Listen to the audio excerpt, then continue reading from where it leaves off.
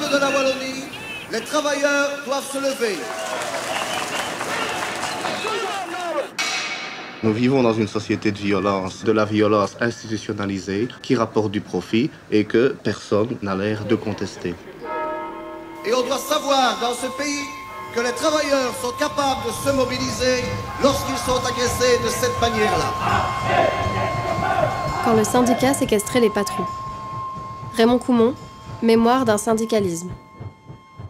Un podcast de Colline Grandeau. Chers auditoris, ce podcast vous propose une plongée dans le monde syndical et ses luttes à travers le parcours de Raymond Coumont. En 1958, l'année de l'exposition universelle à Bruxelles, Raymond a 14 ans. Il entre dans une usine textile wallonne et dès son premier jour de travail, il se syndique à la CSC, la Confédération des syndicats chrétiens. Il y fera toute sa carrière, de délégué syndical actif au sein de l'entreprise, jusqu'au haut poste de secrétaire général de la CNE, la Centrale nationale des employés. Aujourd'hui, Raymond a 80 ans et il revient avec nous sur 51 ans de pratique syndicale. La première fois que j'ai interviewé Raymond, c'était dans le cadre de mon film « Le balai libéré », qui revient sur une expérience d'entreprise de nettoyage autogéré que Raymond a contribué à lancer dans les années 70. À ce moment-là, je pressentais déjà que cette aventure n'était qu'une minuscule partie de toutes les luttes qu'il avait menées dans sa vie et qu'il en avait sous le pied des histoires à raconter.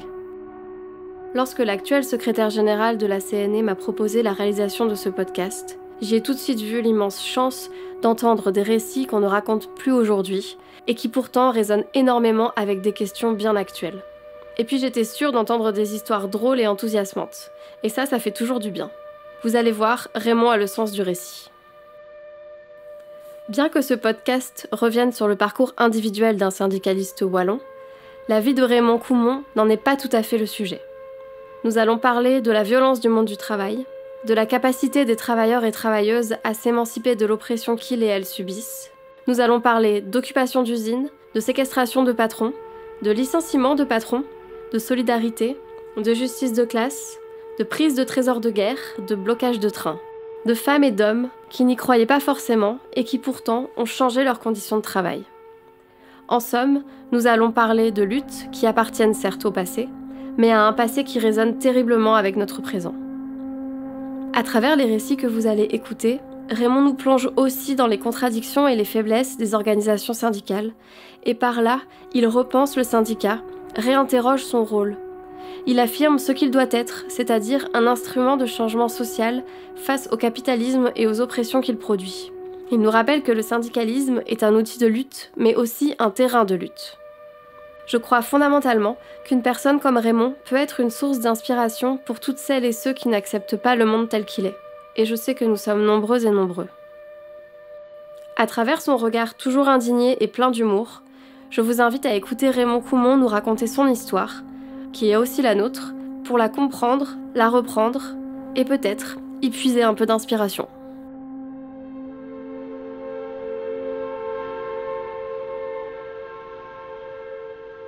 On vient au syndicalisme, non pas à partir d'un raisonnement intellectuel ou à partir d'un choix idéologique, si ce n'est pour une série tout à fait marginale de personnes, mais on vient au syndicalisme parce qu'on a fait une rencontre ou que l'on a subi un événement. Épisode 1.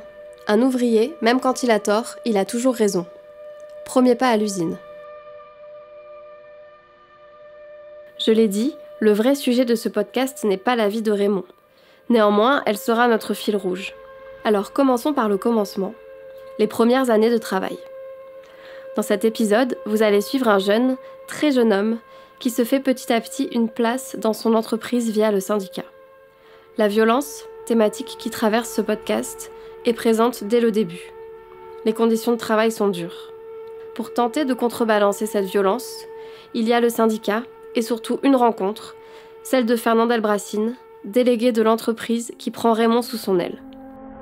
Raymond devient délégué des jeunes de son entreprise à 15 ans et avec l'aide de Fernand, il mène ses premiers combats syndicaux. Dans cet épisode, on va parler de conditions de travail, de l'importance des rencontres et surtout du collectif. Comment mobiliser les travailleuses et travailleurs ? Comment faire groupe, unité ? Autrement dit, vous allez entendre comment se fabrique et émerge un leader. À quoi ça rêve un enfant de 14 ans qui commence à travailler à l'usine? Qu'est-ce que tu attendais du monde du travail? Qu'est-ce que tu attendais de la vie, en fait, avant d'entrer à l'usine? Je n'en sais fiche rien. Je pense que la motivation principale pour laquelle ma sœur et moi-même nous sommes entrés au travail était de dégager notre mère de la charge de faire le ménage pour nous faire vivre. Et ma mère gagnait juste assez. On était juste absolument sur tout. Sur la nourriture, sur le fait de devoir payer son train pour aller travailler, etc., etc. Et donc, nous avions le choix entre continuer des études ou dégager notre mère de ça et aller travailler nous-mêmes. Et donc, nous avons choisi d'aller travailler, ce qui était un choix qui n'était pas difficile dans la mesure où la plupart de nos cousins, de la famille, des amis, les enfants entraient au travail très tôt. Donc, on ne se posait pas trop la question, est-ce qu'on va aller faire des études, puisque les études, c'était pas pour nous. Culturellement, nous étions des ouvriers et on entrait généralement dans la même entreprise que ses parents, que ses frères, que ses sœurs. Et savoir ce qu'on attendait de l'entreprise, on n'en attendait rien parce qu'on ne savait pas ce qu'on allait y trouver. Ça, tu le découvres quand tu y entres. Est-ce que tu te souviens de ton premier jour de travail? Mais j'en ai eu deux. Un premier dans le bâtiment. J'avais été embauché parce que mon oncle y travaillait. Et là, j'avais 14 ans. Et le deuxième, c'était la filature. Ça, je m'en souviens beaucoup plus. Parce qu'en fait, quand on entre dans une filature sans y avoir été préparé, c'est un choc absolument extraordinaire. Quand on entre dans la salle des métiers à filer, il y a le bruit, il y a l'humidité, il y a la poussière et l'impossibilité de communiquer avec les gens avec qui on se trouve. Et donc, ils ont développé une espèce de langue des signes qui fait en sorte que la plupart des instructions de travail se donnent avec les mains. Et donc, quand on arrive là-dedans, jeune travailleur, on ne sait rien de ce qui t'attend. Moi, en tout cas, quand j'y suis entré, ma première réaction était de m'enfuir. C'était absolument insupportable. Et c'est incroyable. Et c'est d'autant plus incroyable que après 15 jours, 3 semaines, on finit par ne plus l'entendre. Mais le bruit est bien présent, en tout cas.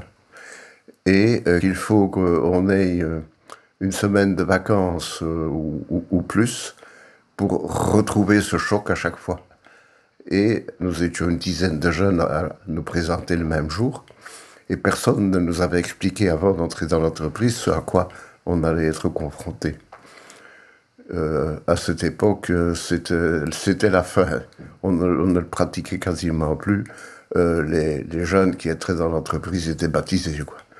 D'une manière ou d'une autre, il y avait des tas de choses qu'on leur faisait subir, aussi pour voir de quelle manière ils allaient réagir et jusqu'où on pouvait aller dans l'imbécilité, puisque parfois ça allait jusqu'à déshabiller un jeune et le promener dans un panier dans l'entreprise. Je suis en tout cas le dernier qui a refusé de le faire. Donc je me suis complètement révolté, j'ai pris je ne sais plus ce que j'ai pris un objet, un espèce de pied de biche ou quoi, en disant, le premier qui m'approche, je lui casse la tête. Et ça a été terminé, et je crois que ça a été terminé définitivement, qu'on a pu essayer de faire cette espèce de baptême, comme ils appelaient ça, et voilà, c'était déjà ça de gagner. Tu avais déjà l'esprit rebelle, du coup? Ah, oui, quand même. Quand même. C'est quoi ton premier contact avec le syndicat? C'est le premier jour du travail. Lorsque je suis entré dans le bâtiment, mon patron m'a syndiqué à la CSC.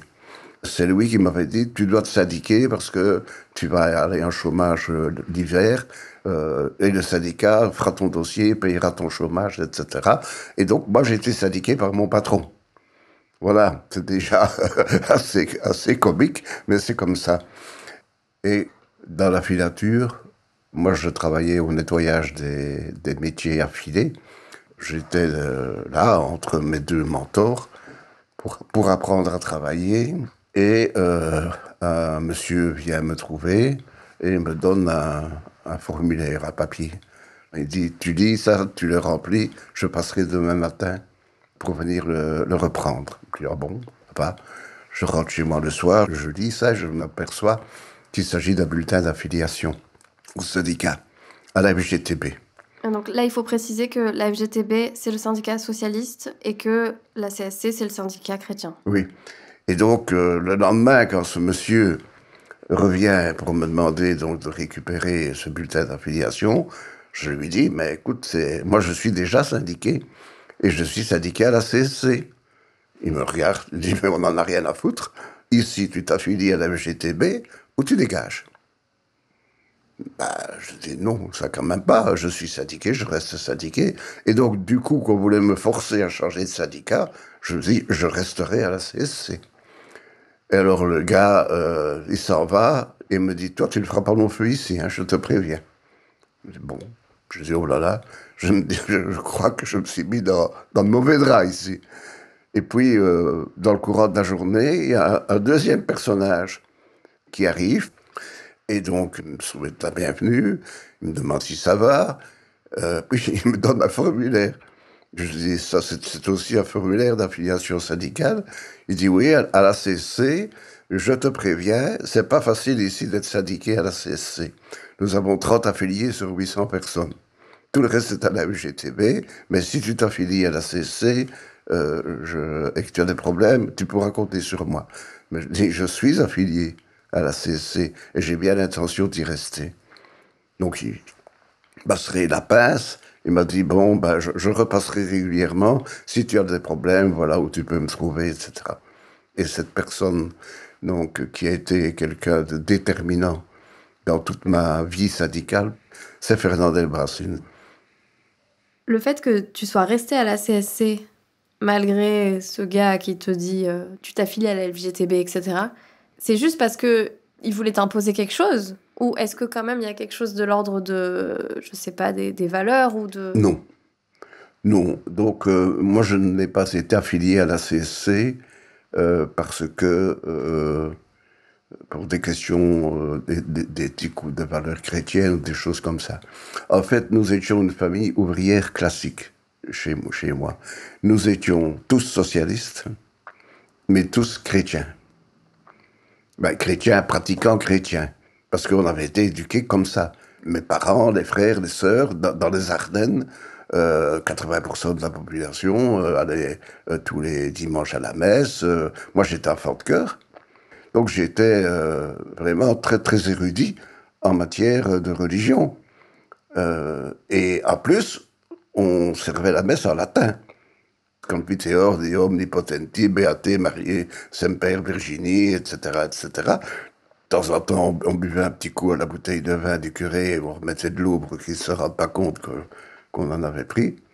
Et là, on s'est bien marié aussi comme enfant de chœur. Et alors, dans les mariages, etc., les mariés, généralement, nous donnaient un petit pourboire à la sortie de la messe. Donc, c'était intéressant quand même d'être enfant de chœur. Et donc, chez moi, c'était clair, tous ceux qui travaillaient étaient tous socialistes, syndiqués pour la plupart d'entre eux à la FGTB. Et moi, c'est les circonstances qui ont fait que je suis allé à la CSC. Et puis Fernand. Ouais. Si le gars qui est venu me voir en premier avait été Fernand Delbrassin à la FGTB, je serais à la FGTB. Les choix sont souvent beaucoup plus simples qu'on ne l'imagine. Et du coup, tu peux me parler un peu de Fernand? Ah, Fernand, c'était vraiment un personnage. C'était quelqu'un qui avait une empathie extraordinaire pour les ouvrières de son entreprise. il n'a jamais raté un seul jour de monter au réfectoire au moment où les ouvrières prenaient leur repas, et il s'arrêtait à chaque table. Il les connaissait toutes par leur prénom. Et elle disait, Fernand, il y a ça qui ne va pas ici. Fernand, il y a ça. Je m'en occupe. Et il faisait le tour. Et il les écoutait. Il se faisait engueuler. Hein? Il ne s'énervait jamais. Il faisait vraiment de l'information sur le tas, en expliquant aux gens le pourquoi de certaines décisions, etc. Et il avait une enfance excessivement difficile. Et ça avait été bien aussi à la base de son engagement syndical. Mais il avait une intelligence vraiment remarquable et il savait trouver les phrases et les mots pour expliquer aux gens qu'il fallait se révolter. Et toujours sans misérabilisme. Moi, je me rappelle qu'il m'avait dit un jour, il m'avait pris avec chez le patron pour défendre un ouvrier indéfendable. Donc il avait fait un truc qui, même du point de vue de ses collègues, méritait une sanction lourde, voire même le licenciement. Et il avait demandé audience au patron pour le défendre. Et comme il faisait souvent, il me prenait avec lui. Je devais surtout me taire, hein, et écouter, mais il me prenait avec. Et je me rappelle vraiment de cette discussion, pied à pied, où il a défendu cet ouvrier, non pas en contestant le fait qu'il ait fait une faute, mais en expliquant qu'il avait aussi le droit à une deuxième chance, etc. Et puis, moi, je me disais, mais pourquoi il défend comme ça? C'est quand même un salopard, ce mec, ce qu'il a fait, etc. Bon. Et donc, il a obtenu que le gars ne soit pas licencié. Et à la sortie, je lui dis, mais Fernand, pourquoi tu t'es acharné comme ça à défendre? Il dit, n'oublie jamais une chose. Tenant compte de sa situation dans la société et dans l'entreprise, un ouvrier, même quand il a tort, il a toujours raison. J'ai jamais oublié ça. Et il avait comme ça de ces formules qui étaient des formules choc. Et puis j'ai réfléchi, je disais, même quand il a tort, il a toujours raison. Mais c'est pas vrai. Et je l'allais le retrouver en disant, mais ce que tu dis, frère, non, c'est pas juste. Si, il dit, il y a un fossé culturel entre ceux qui ont le pouvoir et ceux qui ne l'ont pas. Et nous, on est là pour les défendre et pas pour les enfoncer. Mais il dit, mais tu sais, je l'ai vu, hein, après le gars, il dit, je lui ai fait la leçon.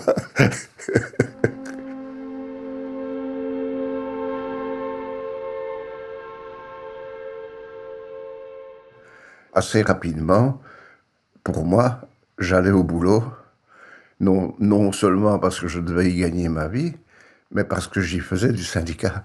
Donc ma motivation principale pour aller au boulot, c'était l'action syndicale que j'y faisais. Pourquoi? Pourquoi? Parce que c'était le contact avec les autres jeunes, c'était se sentir utile, et puis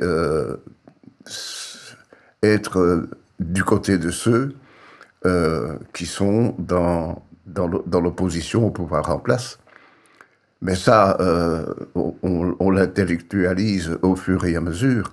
Mais au départ, on s'insère dans une dynamique qui existe déjà. Et donc, le syndicat, c'est la découverte du collectif. On n'est pas tout seul. On est avec d'autres et on partage avec d'autres une même motivation, un même combat. Et on se rend compte que grâce au syndicat, on est capable d'empêcher que se fasse un certain nombre d'injustices. Et c'est très valorisant. Pour des jeunes comme moi à l'époque, qui entrent au boulot, on n'est personne, on n'existe pas. Et donc, nous étions dans une entreprise où il y avait pas loin de 250 à 300 jeunes de moins de 16 ans. Et beaucoup entraient à l'entreprise dès la fin de leurs études primaires à l'âge de 14 ans. Et donc moi j'étais un des jeunes de moins de 16 ans qui étaient dans l'entreprise à ce moment-là. Et alors, tu es élu délégué pour les jeunes de ton entreprise? Oui, on avait mis en place une délégation syndicale pour les jeunes. Et donc il y avait eu là une élection. Et j'ai été élu avec 60% des voix. C'était absolument inattendu pour tout le monde, y compris pour moi d'ailleurs. Hein? Normalement, la CSC n'aurait dû avoir aucun élu, tenant compte de la minorité que nous représentions. Les mauvaises langues ont dit que c'était grâce aux voix des filles que j'avais été élu. Peut-être, mais en tout cas, j'ai été élu. Et donc, à partir de ce moment-là, on a commencé à faire de l'action syndicale jeune. La première grève que nous avons faite, c'était pour obtenir des gants pour nettoyer les pièces mécaniques dans des bains de benzol qui nous brûlaient les doigts. Et donc, on a reçu les gants, mais avec les gants, on ne savait pas travailler. Les pièces étaient trop petites. Et donc, on nous a donné de la pommade, pour mettre pommade de protection. Ça puait. Elle sentait mauvais, cette pommade. Et donc, on a dit non, nous, on ne veut pas cette pommade. L'entreprise a dit, bon, maintenant, ça suffit. Vous aurez la pommade et nous, on ne sait rien faire d'autre. On a fait une semaine de grève. Et on a reçu de la pommade parfumée au citron.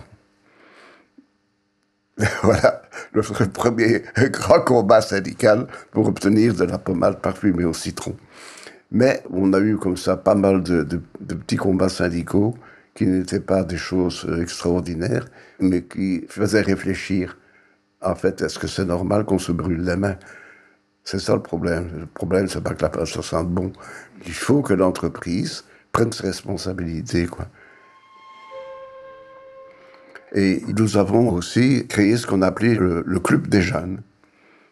Et on a développé un certain nombre d'activités qui n'avaient rien à voir avec le syndicat, pour attirer les jeunes et pour pouvoir avoir des contacts avec les jeunes de la FJTB.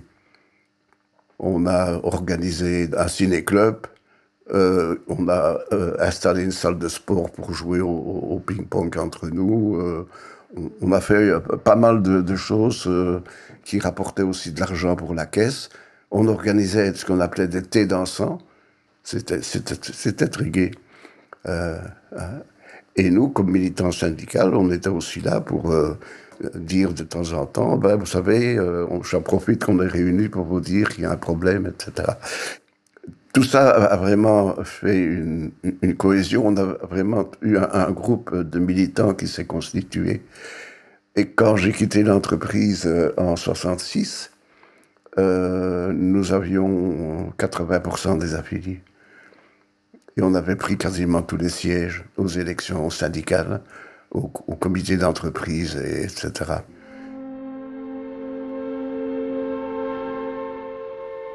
C'est à quel moment que tu t'es dit que syndicaliste, ça pouvait être un métier?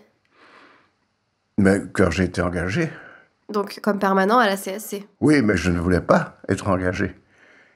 Donc, je ne voulais pas poser ma candidature à ce poste-là. C'est Fernand Delbracine qui m'a quasiment poussé dehors. Donc, au Brabant wallon, il n'y avait qu'un seul permanent interprofessionnel. Un ancien permanent qui était d'ailleurs au bord de la retraite. Et donc, à un moment donné, la CSC a décidé d'en engager un deuxième pour préparer un successeur. Et Fernand, lui, il avait été informé. Et donc, il était venu me trouver pour me dire, écoute, ce serait intéressant que tu poses ta candidature. Donc, je dis, il n'en est pas question. Moi, je n'ai pas du tout envie d'aller m'enfermer dans un bureau syndical, etc. Et dit, on a un boulot monstre à faire ici au niveau de l'entreprise. On est loin d'avoir rencontré tous nos objectifs. Et donc, il faut absolument qu'on continue notre boulot. Et je crois que je suis plus utile ici que comme bureaucrate à la fédération syndicale. Donc, Fernand, qui savait bien qu'il ne fallait pas brûler les étapes avec moi, n'a pas insisté.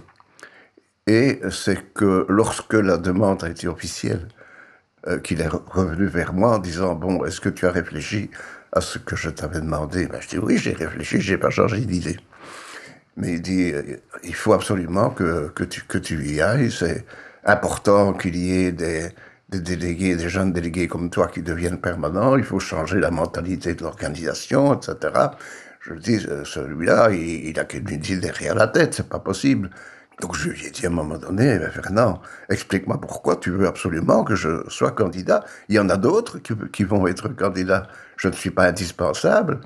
Il dit non, personne n'est indispensable, même toi. Mais tu dois y aller parce que, allez, je vais te le dire, on ne laisse jamais deux crocodiles dans la même mare. Ça veut dire quoi ça? Ça veut dire qu'au trait où vont les choses, il ne faudra pas longtemps pour que le problème de leadership se pose entre toi et moi. Et dis-moi, je ne peux pas vivre ça. Et donc, je crois que sur le long terme, tu seras plus utile comme permanent syndical que ici. Moi, ici, je peux te remplacer. Mais à la fédération, si on engage un élu là-bas, tu t'imagines, on l'a sur le dos jusqu'à la fin de sa carrière. Et de fil en aiguille, je lui dis, bon, si tu veux absolument que je sois candidat, je vais y aller, mais sachant les candidatures qui sont à côté de la mienne, je te le dis, Fernand, je n'ai aucune chance d'être embauché. Parce qu'il y avait notamment un jeune qui avait déjà une longue carrière comme militant dans la JOC, la jeunesse ouvrière chrétienne, et la JOC, c'était la filière assez naturelle pour devenir permanent syndical. Je dis, moi, on ne me connaît pas à la fédération, on ne sait quasiment pas qui je suis. Il dit, rien n'est jamais joué à l'avance, tu y vas. Et donc, j'y suis allé et j'ai fait un excellent examen.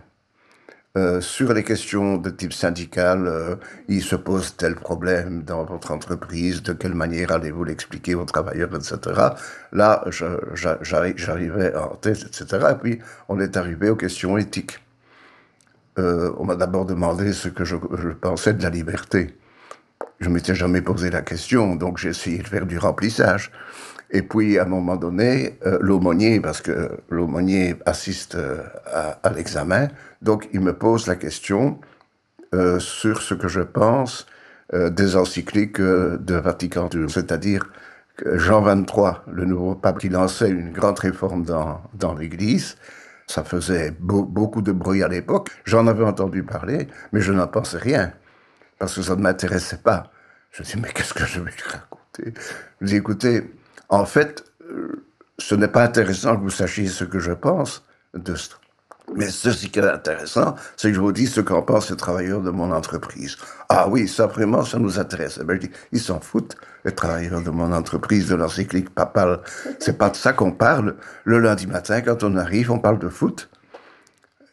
Et si vous ne connaissez pas les résultats du foot de la veille, eh bien, vous perdez toute crédibilité comme délégué syndical. Ah bon?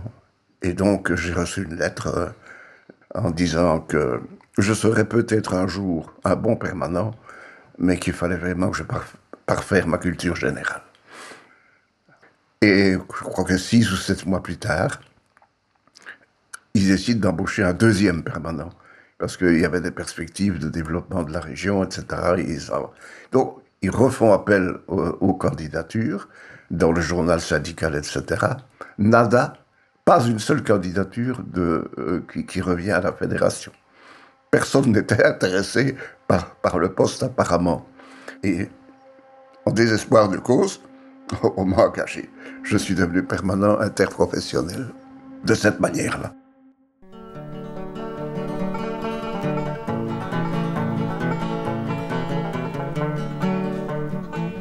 Délégué, délégué, tu t'en vas négocier. Délégué, délégué, reste un ouvrier. Malgré ses réticences, Raymond quitte finalement l'usine pour s'engager dans les instances du syndicat.